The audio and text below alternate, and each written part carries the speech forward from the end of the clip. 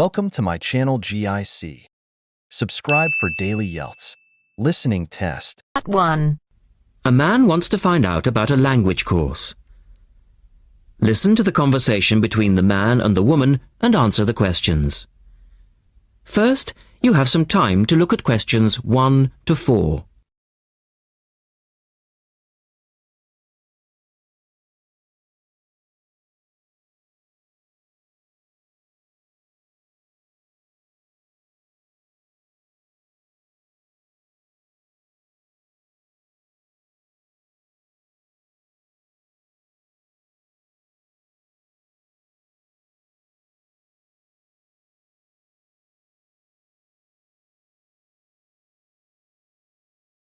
You should answer the questions as you listen, because you will not hear the recording a second time.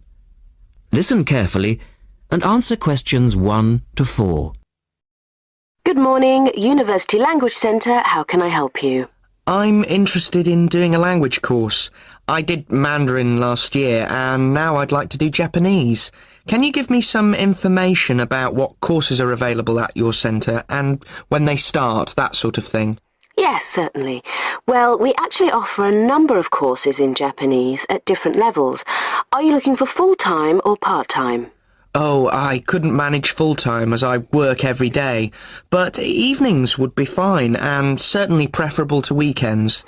Well, we don't offer courses at the weekend anyway, but let me run through your options.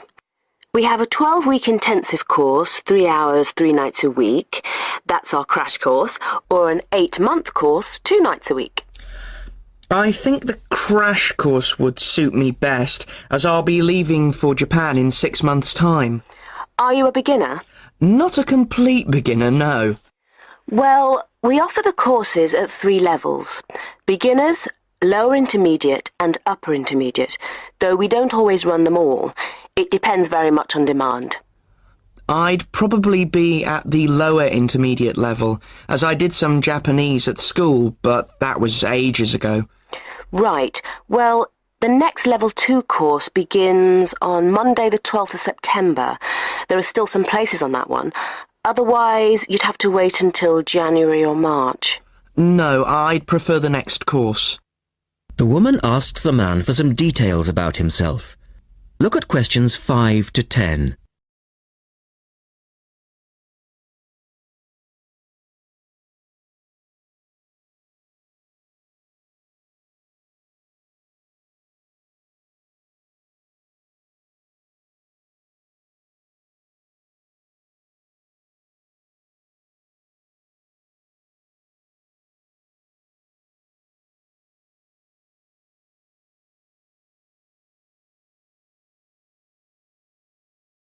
Now listen carefully and answer questions 5 to 10. Right. Can I get some details from you then, so I can send you some information? Sure. What's your name? Family name first. Haggerty, Richard. Hagarty? No, Hagerty. Oh, okay. And your address, Richard? Well, perhaps you could email it to me. Right. What's your email address? It's Ricky45, that's one word, RICKY45, at hotmail.com. And I just need some other information for our statistics. This helps us offer the best possible courses and draw up a profile of our students. Fine. What's your date of birth? I was born on the 29th of February, 1980. 1980? So you're a leap year baby. That's unusual. Yes, it is. And just 1 or 2 other questions for our market research, if you don't mind. No, that's fine. What are your main reasons for studying Japanese? Business, travel, or general interest? My company's sending me to Japan for 2 years. All right, I'll put down business. And do you have any specific needs? Will there be an emphasis on written language? For instance, will you need to know how to write business letters, that sort of thing? No, but I will need to be able to communicate with people on a day-to-day basis. Okay, so I'll put down conversation. Yes, because I already know something about the writing system at an elementary level, and I don't anticipate having to read too much. You said you'd studied some Japanese. Where did you study? 3 years at school, then I gave it up, so I've forgotten a fair bit. You know how it is with languages if you don't have the chance to use them. Yes, but I'm sure it will all come back to you once you get going again. Now, once we receive your enrolment form, we'll contact... That is the end of part 1. You now have half a minute to check your answers.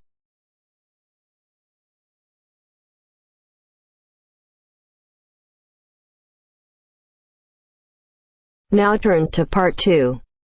Part 2. You are going to listen to a radio program on sleep deprivation. First, you have some time to look at questions 11 to 15.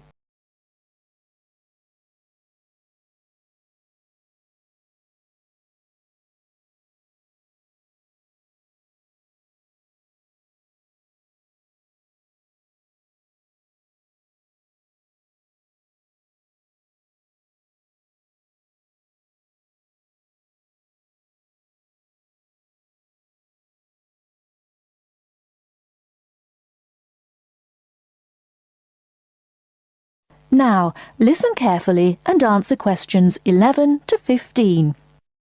With us in the studio today are Dr. Peter Collins, a senior lecturer in the Department of Psychology at the University of Chicago, and Helen Gardner, the author of the book Deep Sleep.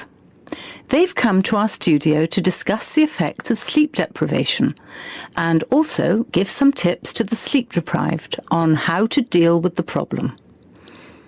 Welcome to the studio, Helen and Peter. Now, Peter, what are the reasons for sleep deprivation and how can it affect our lives?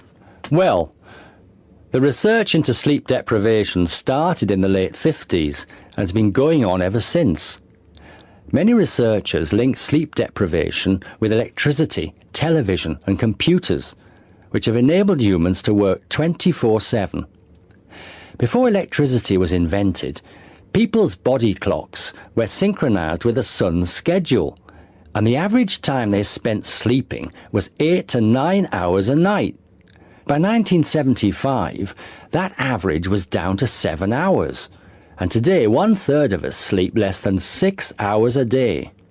This leads to a condition called chronic sleep deprivation, which basically means going for extended periods of time with less sleep than your body needs. Chronic sleep deprivation can cause a variety of physical and psychological problems. At its most basic level, loss of sleep can make us more irritable and less efficient, and can affect long-term memory and concentration, which can result in more accidents. According to the latest research into sleep deprivation is the main reason for 3% of plane crashes, 10% of domestic accidents, 20% of accidents at work, and 45% of all traffic accidents. Research into the physical effects of chronic sleep deprivation suggests more serious and significant long-term complications. Research from my university, the University of Chicago, has shown that sleep deprivation interferes with how the human body regulates insulin and sugar metabolism, which can increase the risk of diabetes. People who are sleep deprived have weakened immune systems and are more prone to viruses and other kinds of infections. People who don't get enough sleep have cognitive problems or difficulties processing and assimilating new information. Lack of sleep affects long-term memory and slows down such abilities as judgment and reaction times. Some researchers link sleep deprivation with obesity, indicating that sleep disorders and eating disorders are often linked. Before you hear the rest of the talk, you have some time to look at questions 16 to 20.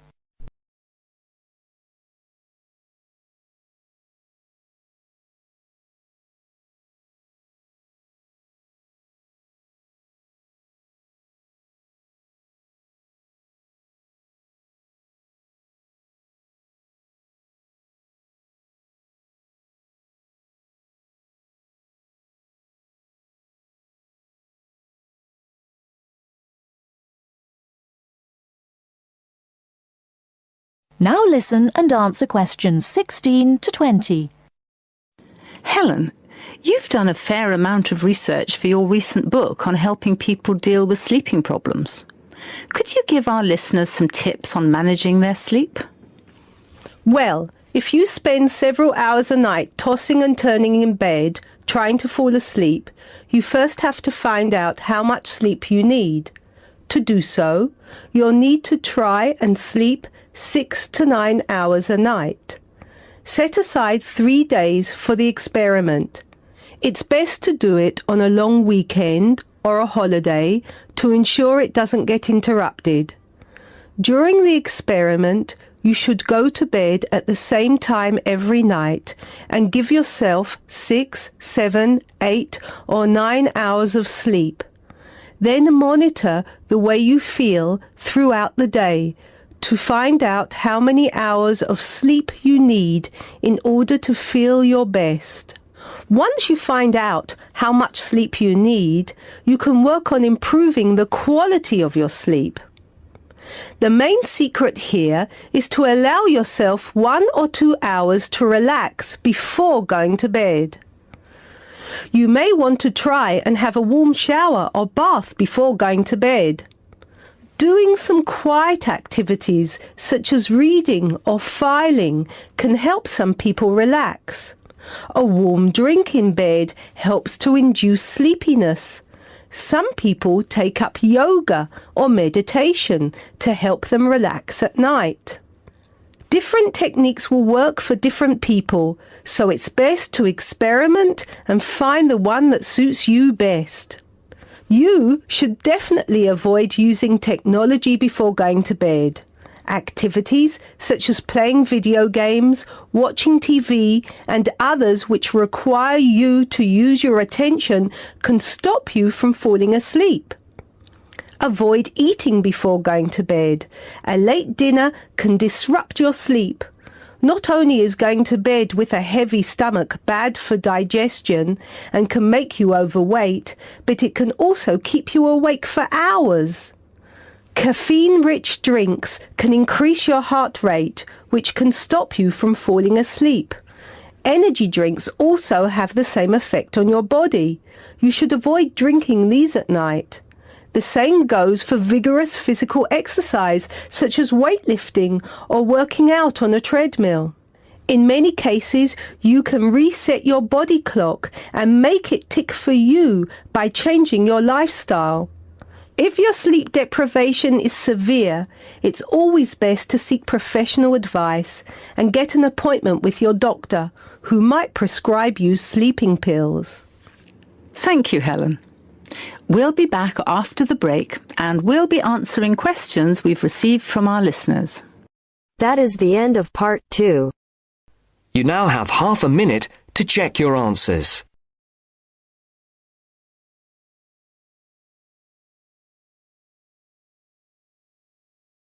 Now turns to part 3.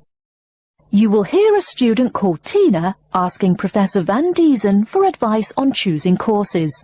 First, you have some time to look at questions 21 to 26.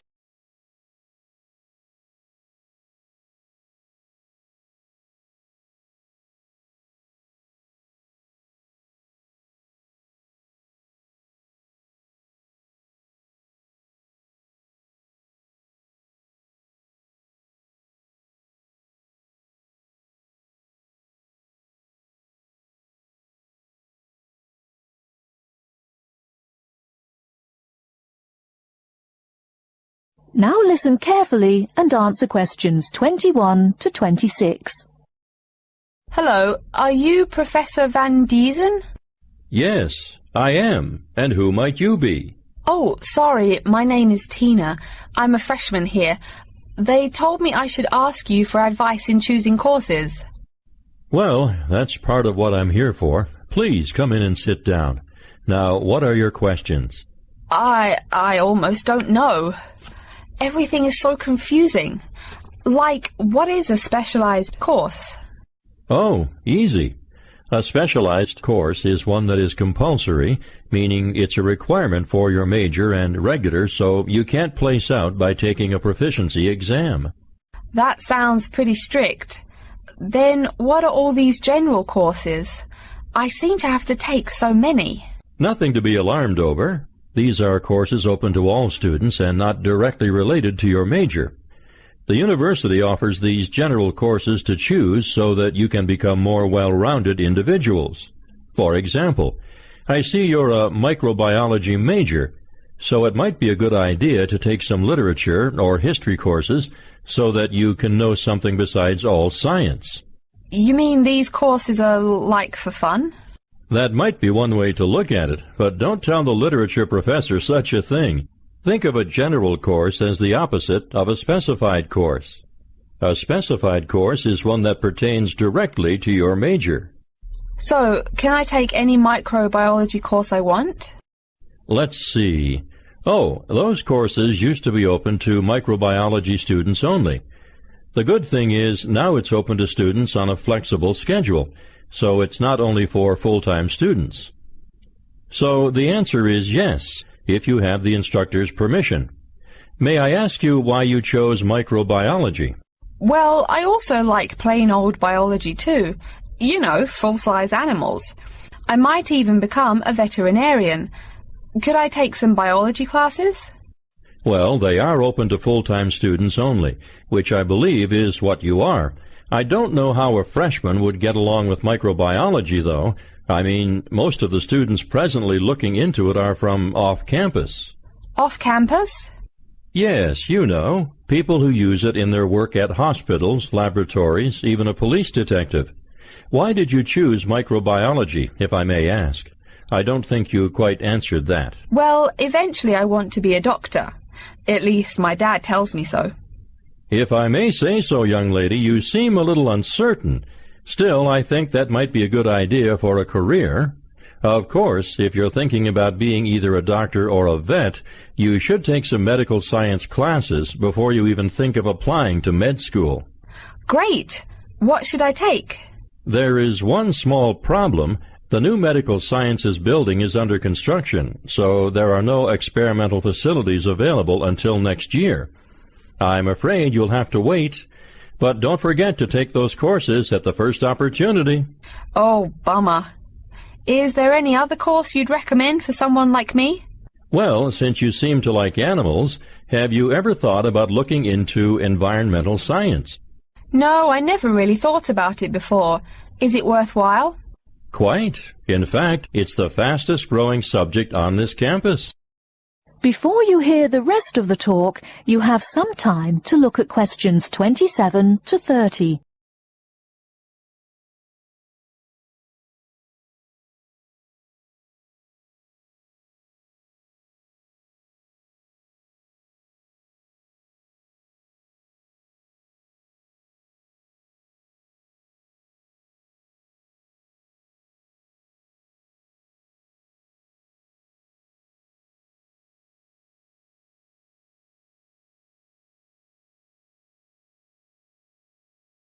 Now listen and answer questions 27 to 30. I'm sorry, I couldn't help noticing the long list of classes you've written out there. May I have a look? Oh, sure. Medical science, statistics, laboratory techniques, medicine, mathematics, computing. My, a bit of everything here. Is it too much? For your first semester, yes. What I suggest is starting out by taking the compulsory courses. Like we said before, the medical science can wait. Consider taking that in your sophomore year. I think I'd put off computing, too. I recommend to all freshmen that I talk to get the compulsory mathematics out of the way as early as possible, so take that one. It'll be one less difficult course you have to focus on when the science lab opens next year, and you have to catch up on classes like laboratory techniques. Your major also requires statistics, so you have to balance 2 math classes, and no doubt you should take that. Otherwise, get your required medicine course out of the way by taking something theory-based. Oh, of course, and your environmental science class, if you're interested. The others can wait, though I think computing is definitely a good idea, even though it's not required. I see, too, on your paper there you seem to have had high marks on the entrance exam. Yeah, I guess so. Don't be shy. Have you thought about applying for a scholarship? Do they have any? I mean, my dad is always complaining about how much money it costs him. In your department there are actually 3 full scholarships available. They cover tuition and provide $1,500 cash. $1,500 cash? Party! Please, miss, the money is intended more as a textbook allowance, not party money. If you promise to behave, I'll show you how to apply. Great, and thanks. That is the end of part 3. You now have half a minute to check your answers.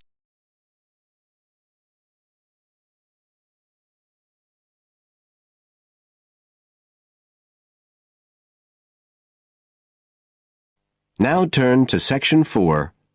Section 4. You will hear a speaker giving a talk about some recent research about unusual life forms. First, you have some time to look at questions 31 to 40.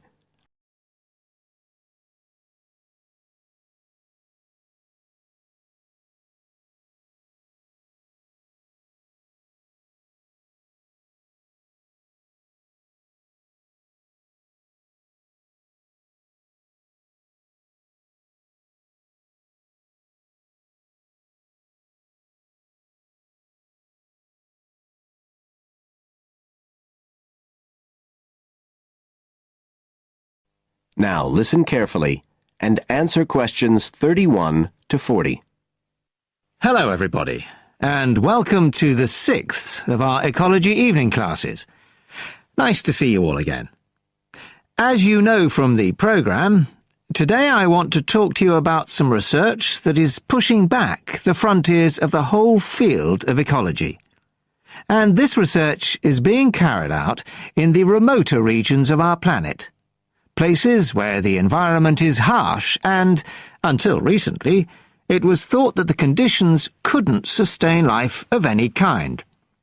But life forms are being found, and these have been grouped into what is now known as extremophiles. That is, organisms that can survive in the most extreme environments. And these discoveries may be setting a huge challenge for the scientists of the future, as you'll see in a minute. Now, the particular research I want to tell you about was carried out in Antarctica, one of the coldest and driest places on Earth. But a multinational team of researchers from the US, Canada, and New Zealand recently discovered colonies of microbes in the soil there where no one thought it was possible. Interestingly enough, some of the colonies were identified as a type of fungus called Bouveria bassiana, a fungus that lives on insects. But where are the insects in these utterly empty regions of Antarctica? The researchers concluded that this was clear evidence that these colonies were certainly not new arrivals. They might have been there for centuries, or even millennia, possibly even since the last ice age. Can you imagine their excitement? Now, some types of microbes had previously been found living just a few millimeters under the surface of rocks, porous Antarctic rocks. But this was the first time that living colonies had been found surviving, relatively deeply in the soil itself, several centimeters down, in fact. So, the big question is, how can these colonies survive there? Well, we know that the organisms living very near the rock's surface can still be warmed by the sun, so they can survive in their own microclimate. And this keeps them from freezing during the day. But this isn't the case for the colonies that are hidden under the soil. In their research paper, this team suggested that the very high amounts of salt in the soil might be the clue, because this is what is preventing essential water from freezing. The team found that the salt concentration increased the deeper down they went in the soil.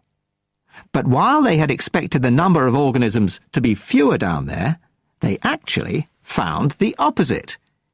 In soil that had as much as 3,000 parts of salt per million, relatively high numbers of microbes were present, which seems incredible.